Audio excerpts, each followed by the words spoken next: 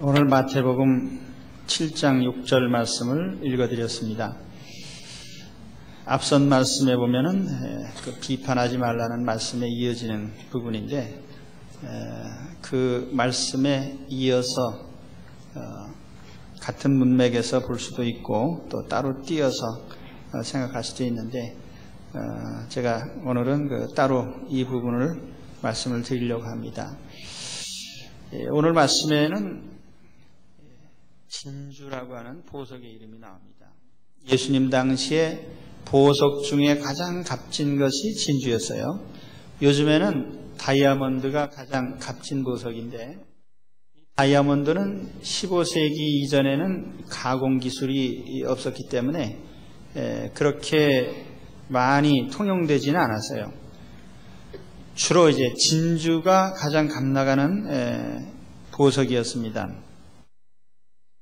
지구상에 10만 3천 종 이상의 조개류가 있다고 합니다. 그 중에 1만 5천 종의 조개류에서 진주가 만들어지고, 보석으로 취급될 수 있는 이런 진주를 만드는 조개는 대략 한 1300종 정도가 된다고 합니다. 그러니까 요즘에는 인공 양식을 해서 진주가 널려 있지만 옛날에는 천연산 진주, 가장 값진 보석입니다. 그러면 오늘 주님께서 이 진주를 말씀하셨는데, 이 진주가 상징하는 것이 뭘까요? 본문의 문맥에서 보면은 아마 이것이 복음이 아닌가 이런 생각을 합니다.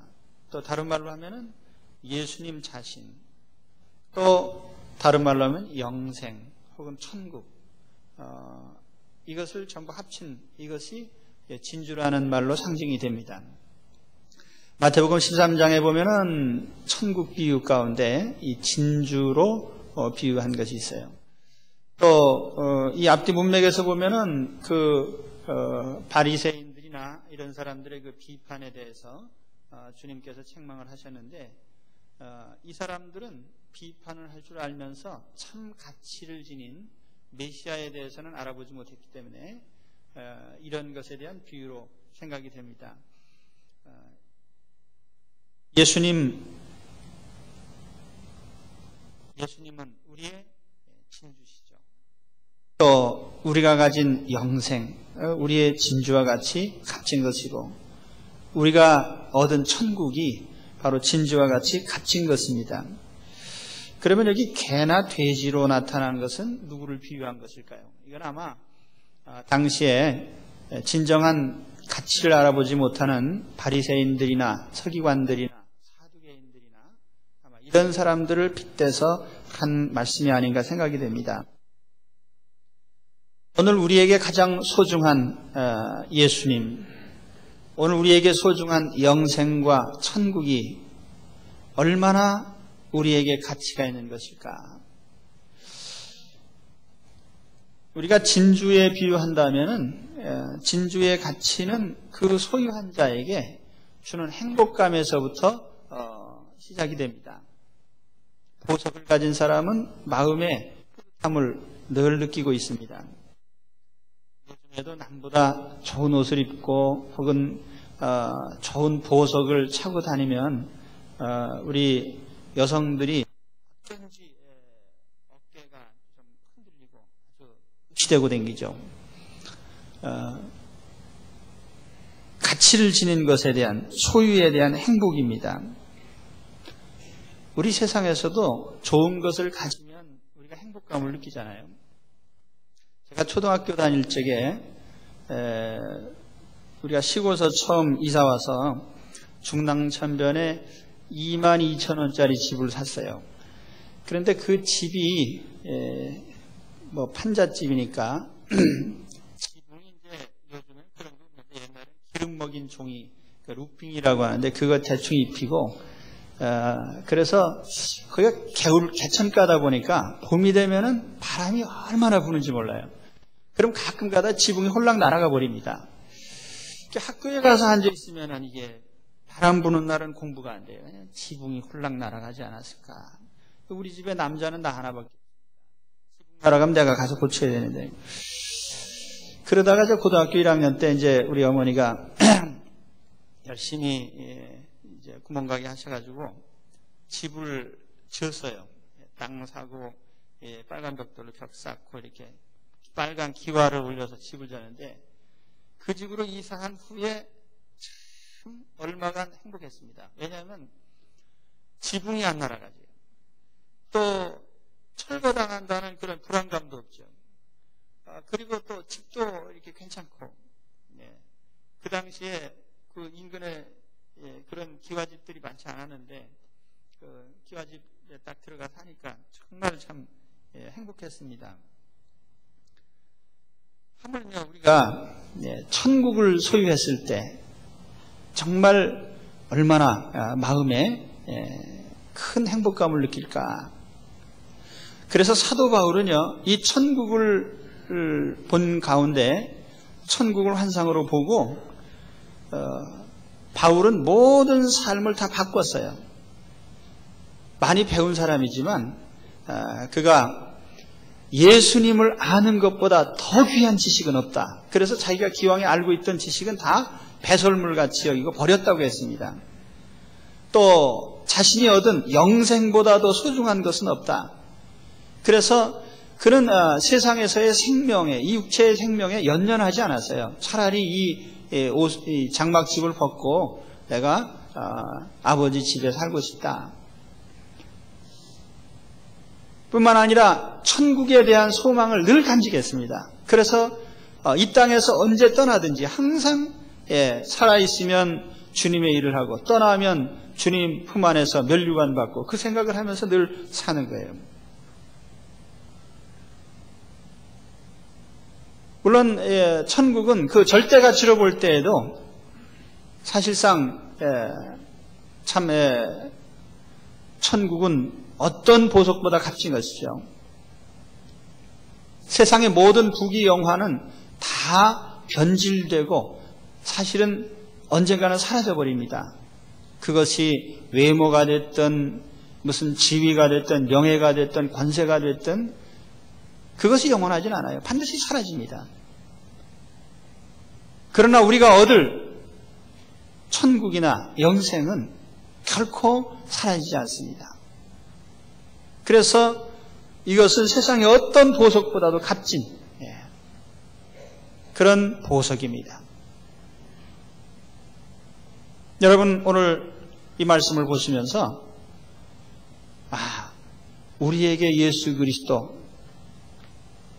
어떤 보석보다도 값진 분이구나.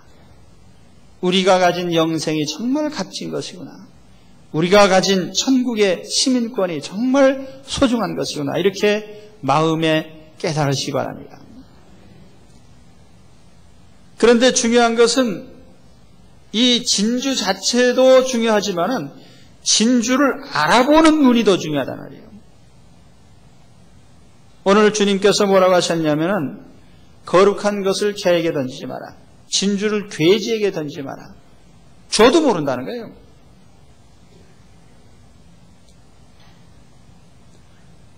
저는 수석을 좋아합니다. 수석이 산수경석도 있고 무령석도 있고 문양석도 있고 여러 종류가 있는데 저는 주로 이 산수경석을 좋아하거든요. 이 수석을 하는 즐거움이 여러 가지가 있습니다. 탐석을 하는 즐거움이 있고 감상하는 즐거움도 있고 진열하는 즐거움도 있고 그렇거든요. 그 돌 하나 놓고 쫙 보면서 여기에 이 산도 보이고 평야도 보이고 호수도 보이고 이 참 수석이 이게 그리고 딱 갖다 놓고 진열해 놓으면요 이것은 몇 월 며칠 언제쯤에 남한강 어디서 주순 거 그 추억을 할 수가 있어요. 그런데 그거는 나한테 해당되는 얘기고 다른 가족들에게는 그냥 돌멩이일 뿐입니다. 그래서 이놈의 돌멩이 어디다 빨리 안 치우냐. 우리 집에서 나만 제외한 모두가 다 돌멩이로 여겨요. 까마귀가 백로의 심정을 알겠는가? 그래가지고 하나도 제대로 챙겨놓지 못하고 저 동산에 다 갔다가 그냥 그렇다고 해서 뭐 돌같이 모르는 건 그래도 괜찮아요. 그건 뭐 별 문제가 아닌데 정말 중요한 이 천국의 가치나 영생의 가치나 예수님의 가치를 몰라서는 안 되겠죠.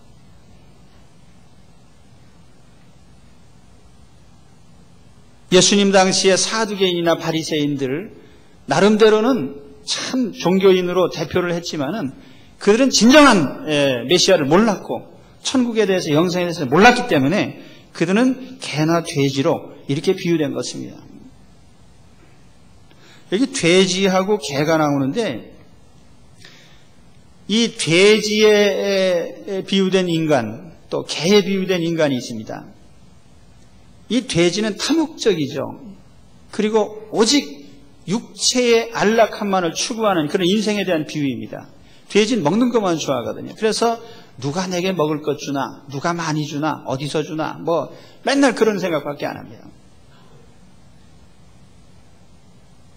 우화 가운데 그런 얘기가 있잖아요. 두루미 한 마리가 논에서 우렁이 찾아 먹고 있는데 가서 얘기를 해줬습니다. 야, 천국에 가면은 기쁨이 넘치고 위로가 넘치고 평안하고 죽지도 않고 병들지도 않고 쭉 얘기했더니 기껏 한다는 소리가 야, 천국에도 우렁이가 많으냐. 예수님을 찾아온 한 부자 청년이 있었는데 이 부자 청년이 예수님과 대화를 하면서 나름대로 고상한 종교적 대화를 했어요. 그러면서 예수님께서 네가 하나님의 계명을 다 지켰느냐 그랬더니 나는 지켰다. 살인하지 말라, 간음하지 말라, 도적질하지 말라, 탐내지 말라 지켰습니다. 그런데 예수님께서 마지막에 딱 한마디 하셨는데 그 말씀에 완전히 키워가 됐습니다. 가서 내 있는 재산을 다 팔아서 처분하고 난 후에 나를 따라와라. 그랬더니 젊은이는 재산이 많은 연고로 낙심하며 갔습니다. 근심하면서.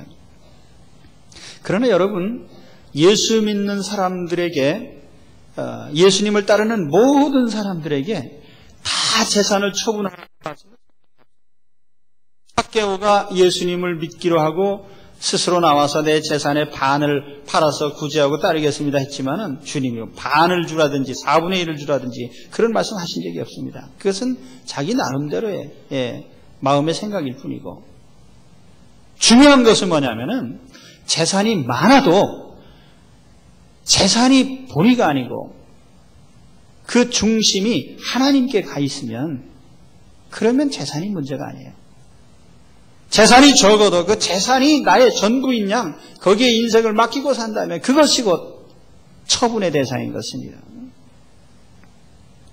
오늘 여기 돼지에 비유된 인생들이 그래요.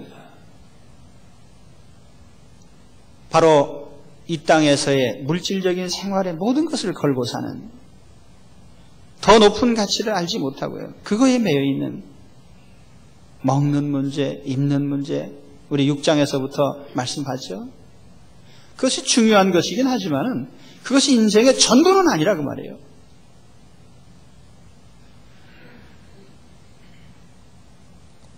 그 다음에 두 번째 개의 비유가 되는데 이 개는 돼지보다는 조금 낫지만은 그런데 개에게도 결정적인 약점이 있습니다. 그게 뭐냐면 도덕성이 없다는 거예요.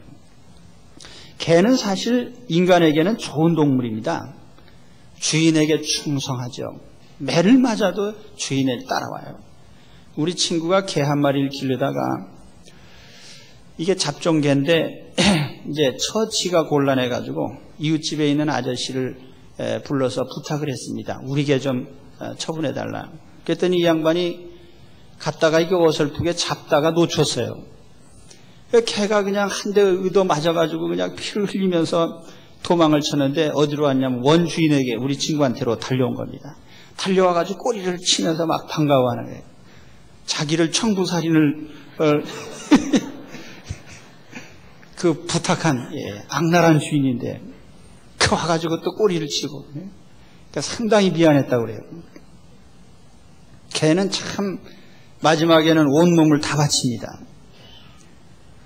그런데도 불구하고 세상의 나쁜 것에는 다 개자가 붙어 있어요. 비 좋은 개살구, 또 성질 나쁜 사람은 개차반이다, 개꼬라지다, 개망신을 당했다, 또 허튼 소리 하는 사람은 개수작하고 있다, 또 싸우는 거 개싸움, 개같이 싸운다, 형편이 없는 걸 보고 개판이다. 개가 왜 이렇게 좋은 짐승인데도 전부 개자에 나쁜 의미가 붙었냐. 개는 도덕성이 없어요. 그래서 개는 부모 자식도 없고 형제자매도 없고 위아래도 없거든요. 사람도 마찬가지입니다. 사람이 겉으로 멀쩡해도 이 도덕성이 없는 사람들이 많아요. 우리 사회의 가장 큰 문제가 무엇인가? 사실 우리가 경제지상주의로 나가고 있는 데 대해서 제가 오래전부터 경고를 했습니다. 사실 우리에게 가장 큰 문제는 경제가 아니고요, 사람들의 도덕이 붕괴됐다는 것입니다. 도덕성의 상실이에요. 박종성 씨가 지은 한국의 매춘이라는 책이 있는데 1990년대 말에 한국의 식품 공중 접객업소 수가 33만 7천여 개입니다. 그 중에서 17만 1천여 개의 업소에서 성 서비스를 제공하고 있습니다. 그리고 여기에 종사하는 여성의 숫자가 대략 65만, 최소한 65만에서 100만 정도까지 예상하고 있습니다. 업종별로 보면은 대중음식점에 24만 명, 유흥음식점에 17만 명, 다방에 7만 명, 숙박업소에 7만 5천 명, 이용업소에 6만 8천 명, 안마시술소에 5천 명, 관광요정에 5,400명, 사창가에 1만 5천 명. 1983년에 전국의 유흥업소 수가 27만 7천 개던 것이 1990년에는 41만 5천여 개로 늘어났어요. 그리고 여기에 국민이 지출하는 돈이 얼마나 될까? 1985년 국세청에서 조사한 부가세 과세 현황에 보면은 전국의 향락업소 17만 8천여 개소에서부터 2조 5,800억 원의 매출을 올린 것으로 되어 있습니다. 20년 전 통계예요. 그러면 지금은 아마 한 좋게 5조 원 이상 나가겠죠. 그런데 사람들한테 물어보면은 왜 교회가 이렇게 많으냐는 소리 하는 사람 참 많은데 왜 이렇게 유흥업소가 많냐는 소리는 아무도 안 합니다. 난 그런 얘기 들어본 적이 없어요. 그리고 밤에 또 십자가가 왜 이렇게 많으냐 그래가지고 또 그것이 또 시정명령이 내려와가지고 십자가를 또 하얀색으로 바꿔요, 요즘에. 여러분, 정말 교회가 많아 보입니까? 그리고 그것이 그렇게 피해를 주는 것일까요?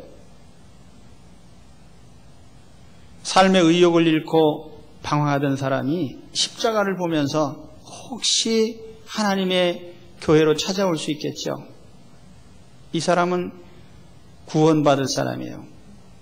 그러나 번쩍번쩍 빛나는 나이트클럽의 네온 사인을 보고 가서 구원받을 사람은 없습니다. 거기엔 희망이 없어요. 그럼에도 불구하고 사람들은 이 세상의 빛은 뭐라고 안 하고요, 하나님의 교회에 대해서는 자꾸 뭐라고 그래요. 제가 이사가는 집에 거처를 여기다 정할까 저기다 정할까 하다가 그 주변에 계신 분들이 조금 더 줘도 좀 되는 게 좋은 데다가 하십시오. 저녁에 제가 들어가면서 참 감사하게 생각한 것이, 만일 내가 그 앞집에다가 결정을 했더라면 큰일 날 뻔했어요. 딱 앉아서 보면은 나이트 클럽 해가지고 반짝반짝 그래서 팔갛고 막 이렇게 촉촉 하는데, 내가 설교 준비하면서 나이트 클럽 쳐다보면서 이렇게 해가지고 하면 은혜가 되겠습니까? 근데 하나님께서 반대편에다 정해주셔가지고 강가를 쳐다보면서 이렇게 오늘 주님께서 뭐라고 하셨냐면은 개에게는 거룩한 걸 주지 마라. 돼지에게 진주를 던져주지 마라. 모르기 때문에, 가치를 모르기 때문에 짓밟아버린다는 거예요. 오늘 세상에도 복음의 가치를 모르는 사람들, 예수님이 얼마나 소중한 분인지 모르는 사람들, 영생이라는 것이 얼마나 값진 것인지 모르는 사람들에게 이것을 비방하고 회방하는 사람들에게 백날 얘기해봤자 소용없어요. 그래서 주님이 뭐라고 하셨습니까? 너희가 어느 마을에 가서 복음을 전하고 그 사람들이 너희를 영접하고 환영하면 얼마든지 머물러라. 그렇지만은 너희를 배척하거든 먼지를 털고 가라고 했습니다. 정말 오늘 우리에게 중요한 것이 뭐냐면 진정한 가치를 아는 것입니다. 여러분, 우리가 가진 영생의 가치, 천국의 가치, 그렇죠? 우리 주님이 얼마나 소중한 분인가를 아니까 지금 여기 와 계시죠. 그걸 모르면 지금 이 아까운 시간에 밖에 나가 계시겠죠. 여러분, 하나님의 교회에 나오실 적마다 우리에게 소중한 것을 알게 해주심에 대하여 감사드리시기 바랍니다. 그리고 마지막으로 중요한 것은 우리는 항상 더 나은 가치를 얻기 위해서 항상 힘써야 됩니다. 더 나은 가치요. 마태복음 13장 44절에 보면 거기에 남의 밭에 보석이 있는 것을 발견하고 그 밭을 통째로 사는 사람 얘기가 나옵니다. 우연히 다른 사람의 밭에서 보석이 있는 걸 봤어요. 아마 거기 금광이 있는지 뭐가 있는지 보물이 파묻혔는지 아무튼 그걸 본 후에 이 사람은 밭주인한테 가서 그 밭을 내가 사겠다고 그랬어요. 그랬더니 아마 시가보다 비싸게 불렀는지도 모릅니다. 그런데도 불구하고 몽창 다 자기 재산을 팔아서 그걸 샀어요. 샀으면서도 만족해합니다. 왜냐하면 너무나 값진 것을 얻었기 때문에. 그것이 우리에게 천국이라고 말이에요. 여기에는 세상에서 말할 수 없는 경제 원리가 있습니다. 천국은 세상의 것을 다 처분해도 좋을 만큼 값진 것입니다. 또 어떤 보석 장사의 비유도 나오죠. 전국을 돌면서 값진 보석을 찾다가 정말 본 적이 없는 값진 보석을 발견했어요. 그래서 자기가 기왕에 가지고 있던 건 다 처분해가지고 하나를 샀습니다. 그리고도 만족했어요. 왜냐하면 너무나 값 나가는 것이기 때문에. 우리 인생에서 정말 값진 것이 무엇인지를 알 때 우리는 내가 가지고 있는 것도 기꺼이 처분할 줄 아는 그런 마음이 있어야 됩니다. 결단이 있어야 됩니다. 어제 토요일인데 제가 대전에를 갔다 와서요.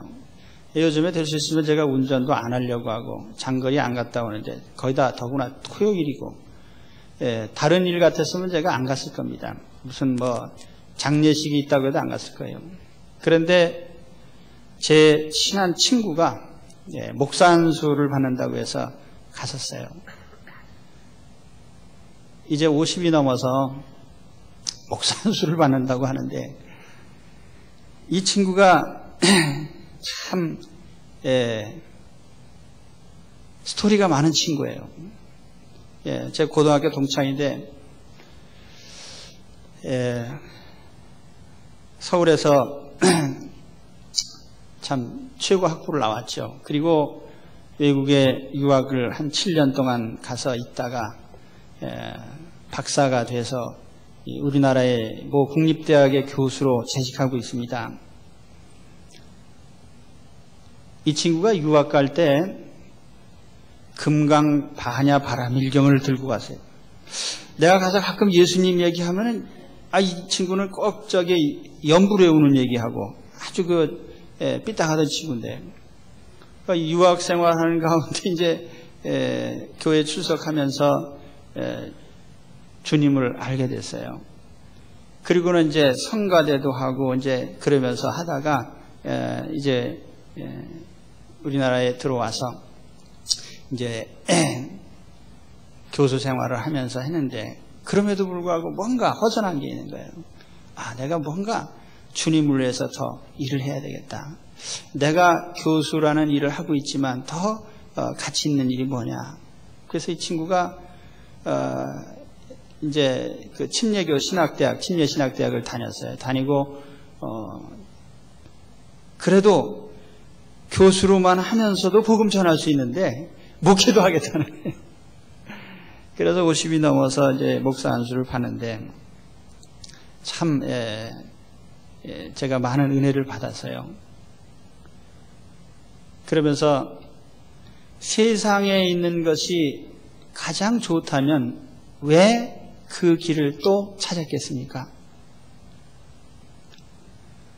그렇다고 여러분 세상에 있는 직업을 다 버리고 다 목사 되라는 얘기는 아니에요.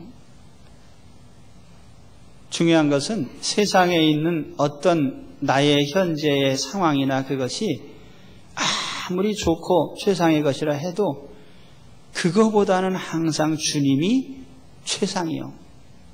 세상에 있는 나라가 좋아도 그거보다는 천국이요. 세상에 있는 생명이 아무리 귀해도 그거보다는 영생이라고 하는 이 가치의식이 우리에게 있어야 된다는 것입니다.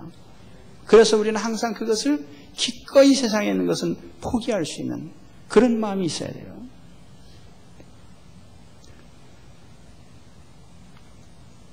예수님이 정말 귀하신 분이라면 예수님 만나는 것을 항상 삶의 최우선순위로 삼아야 돼요. 여러분 하루 일과를 정하실 적에 제일 먼저 누구부터 만납니까? 제일 귀한 사람, 나에게 필요한 사람부터 만나죠. 그것이 우리의 삶의 우선순위입니다. 사람들이 가끔 그래요. 좀 만나자고 하면 시간이 없어서, 시간이 없는 게 아니고 우선순위에서 밀렸다는 뜻입니다. 제일 내가 먼저 만나야 될 사람부터 우리는 만나게 돼 있어요. 예수님이 정말 제일 소중하시다면 예수님 만나는 것부터 제일 먼저 해야 되겠죠. 한 주일에 하루 여러분 주일날 여기 나와 계시는 것도 바로 그런 것입니다. 주님 만나는 것이 최우선입니다. 이 주일 성수예요. 또 우리가 땅에서 건강을 누리지만 이 건강이야 떠나면 그만 아닙니까? 영생이 우리에게 더 소중한 거예요.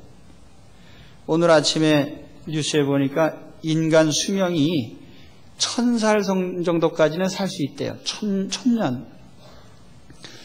노화에 대한 연구가 이제 많이 진행이 됐기 때문에 앞으로는 이제 누구든지 한 1000년 정도는 살게 될 것이다.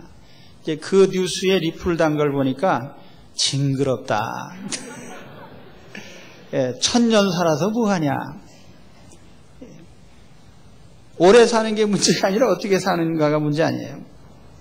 근데 사실 그 1000년 산다는 것은 그것이 대수로운 거 아니에요. 사실 성경에 보세요. 무드셀라가 몇 년 살았어요? 969년 살았거든요. 그러니까 성경에는 그것이 이미 창세기에 나타나 있는 거예요. 그건 새로운 거 아닙니다. 1000년을 산다 해도 사실은 이 땅에서 삶은 한시적인 겁니다. 그렇기 때문에 영생이 얼마나 중요하냐. 내게 영생이 있는 것을 감사하면서 감격적으로 사시기 바랍니다. 또 천국이 보장되어 있어요. 우리가 새 집에 이사 가면 얼마간 기분이 좋습니다. 근데 그 얼마간 지나면은 더 도로함이 타버려요. 이 세상의 것은 아무리 영광스럽고 호화로운 집이라 할지라도 그것은 잠시죠. 천국의 집, 이것이 최상이라고 하는 이 믿음과 소망을 갖고 사시기 바랍니다. 그래서 오늘 말씀처럼 정말 진주를 진주로 알아보는 눈, 우리가 주님을 주님으로 알아보고 천국을 천국으로 알아보고 영생을 영생으로 알아보는 이 참다운 지혜와 안목을 가지고 이것을 귀히 여기고 으뜸으로 여기면서 그것에 우선 투자하면서 사시는 그런 여러분들이 되시기를 축원합니다.